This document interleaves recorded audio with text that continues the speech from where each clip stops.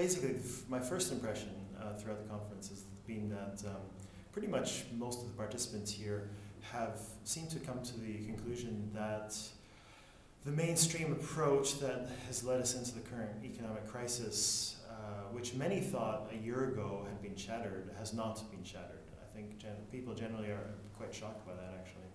The way in which, now that the financial sector in the UK and the US and other northern countries has been more or less stabilized,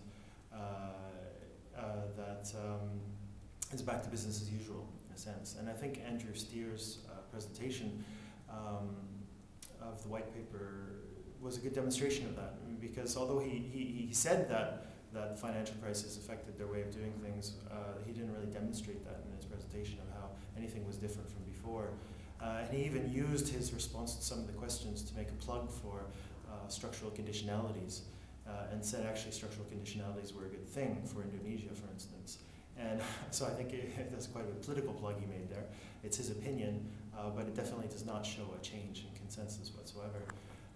The second feeling I got from most of the participants as well was a sense of unease that we're sort of like in the midst of a lull, I feel, in the economic crisis, the lull between two storms, where definitely there's some stability in financial markets, but we're still seeing the real economy in downturn. In the US, they're estimating 225,000 jobs being lost in August, which is pretty much, it's less than in the spring, but is at about the level of some of the worst recessions in the 60s, 70s, and 80s.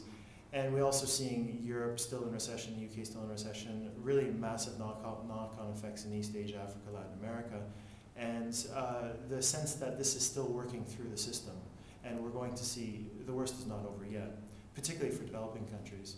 So there's this sense of anxiety to a certain degree among a lot of people, waiting for what is going to come next. And the anxiety is heightened by the fact that precisely there has been no change in sort of the dominant ways of thinking about these problems.